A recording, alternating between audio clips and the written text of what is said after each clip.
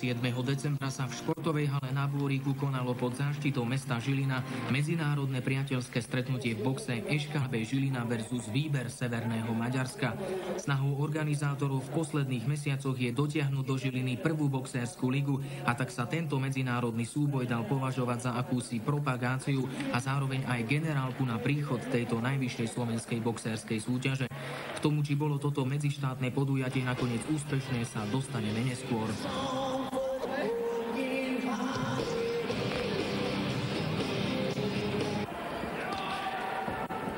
V prvom z 10 duelov do 51 kg proti sebe v ringu nastúpili za naše farby Vladimír Bukový a za maďarské Tibor Varga.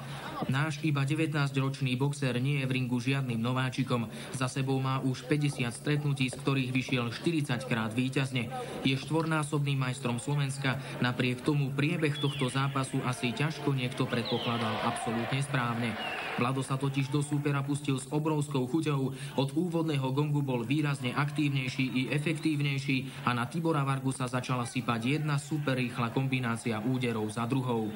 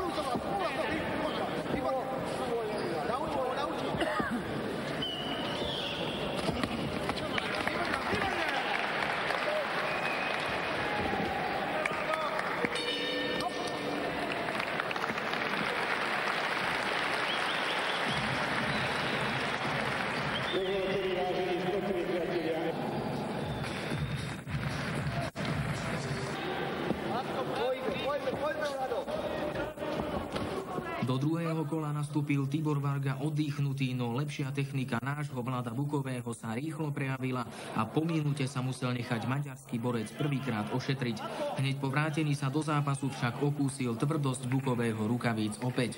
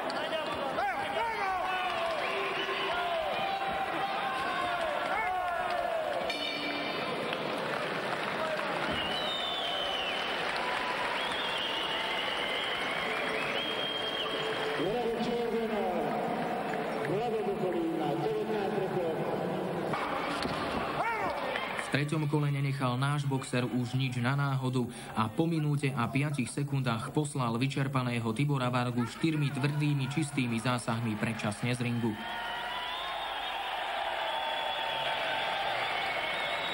Maďarský súper už jednoducho nebol schopný pokračovať ďalej a tak v jednom z najkrajších zápasov večera zvíťazil náš Vlado Bukový RSC nad Tiborom Vargom. Slovensko sa tak ujalo vedenia 2-0.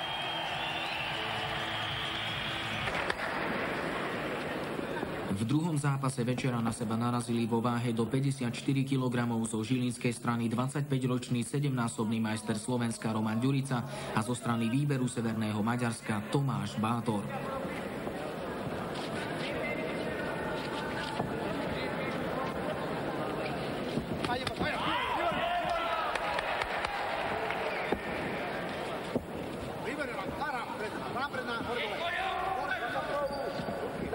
V úvode sa obaja súperi iba spoznávali. Ani jeden nevychádzal zo stiahnutej obrany do útokov a tak sa v prvom kole nič vážnejšie nestalo. Od druhého kola však zahodil náš Roman Ďurica opatrnosť za hlavu. Nebojacne sa pustil do útokov a zaskočeného Bátora napokon porazil na body s prehľadom 80-76. Celkovo sme teda viedli už 4-0.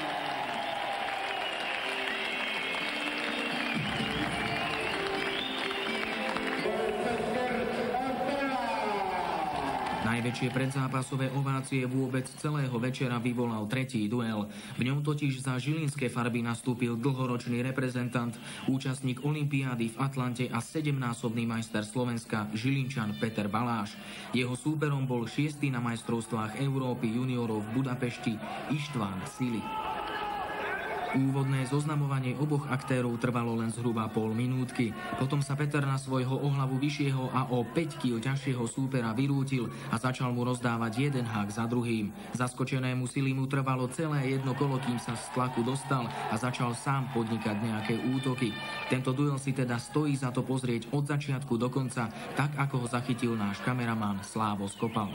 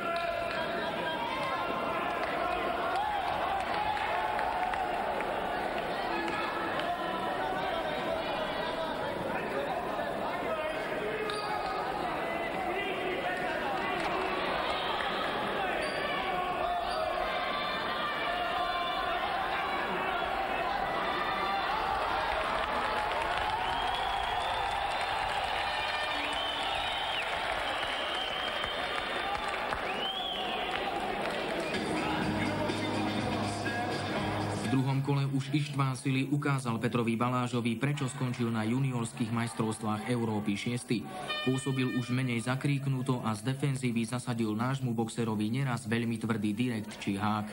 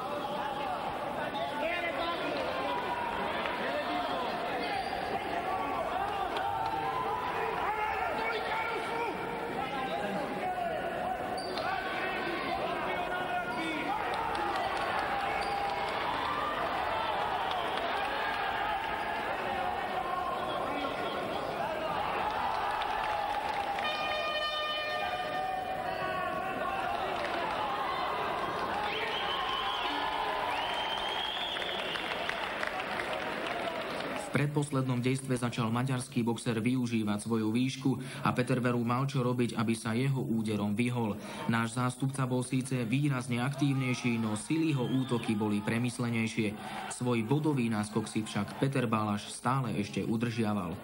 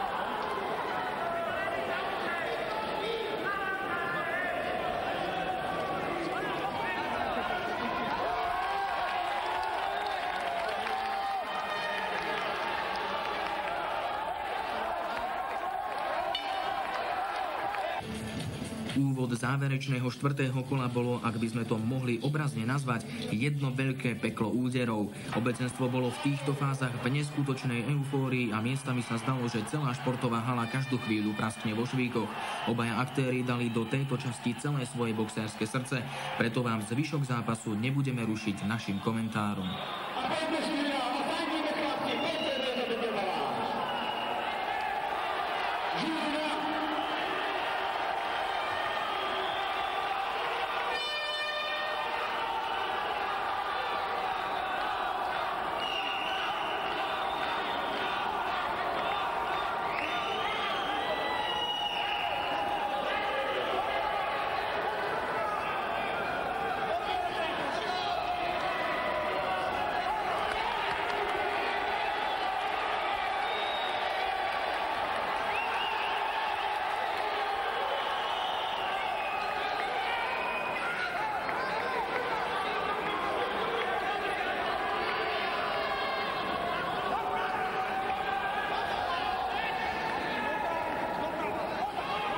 Pozbudzujeme Peťa.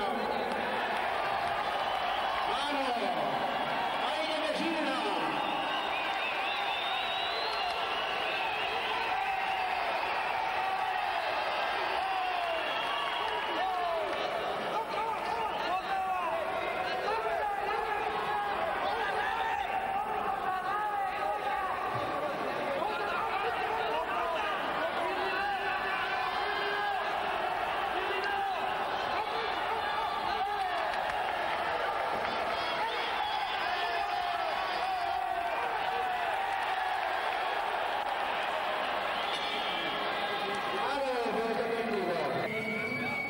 Maďarský boxer rozdal v posledných 2 kolách Petrovi Balážovi veľké množstvo úderov.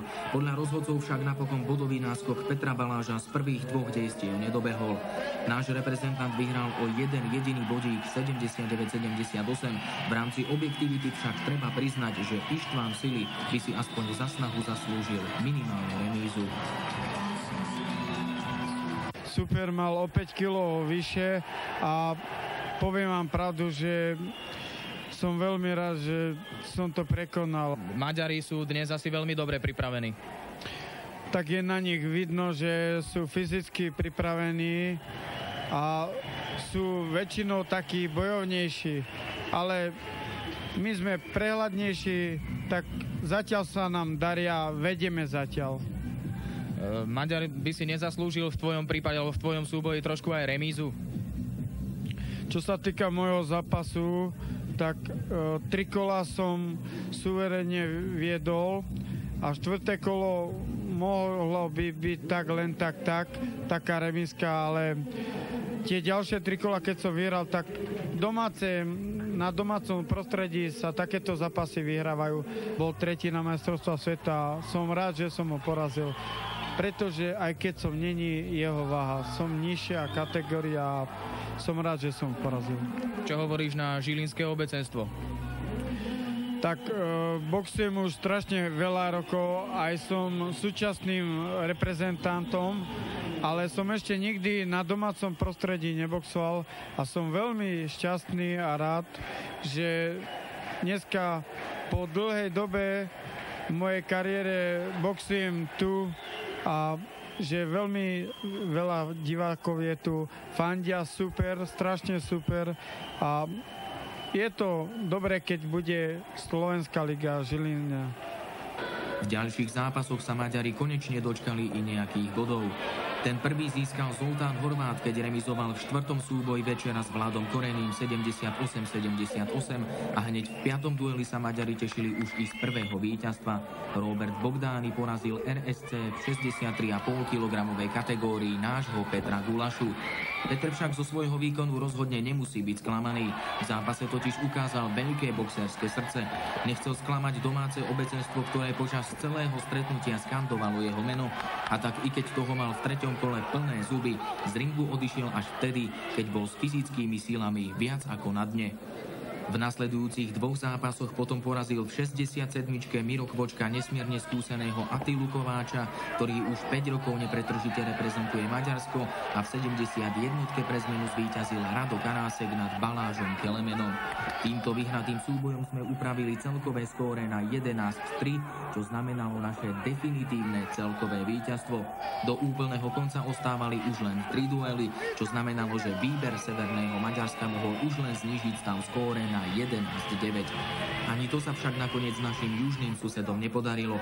Baláš Sabo síce získal 2 body za víťazstvo nad Jozefom Kubišom, no Áron Varšány dokázal s Ivanom Šumichrastom len remizovať 78-78 a posledné stretnutie večera dokonca Ištván Fabiantovič ani neabsolvoval do konca.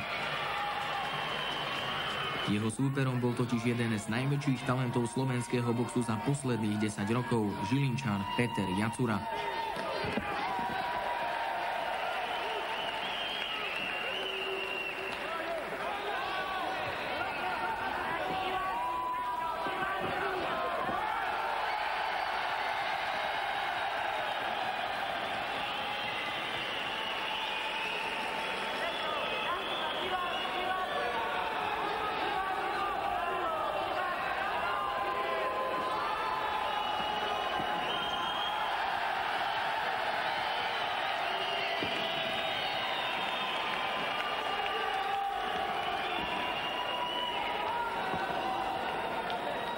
Od úvodu sa tento ani nie 20-ročný mladý chlapisko pohrával so svojím maďarským protivníkom ako mačka s myšou a v zápase večera ho napokon vyprevadil okulahodiacím boxom predčasne z ringu.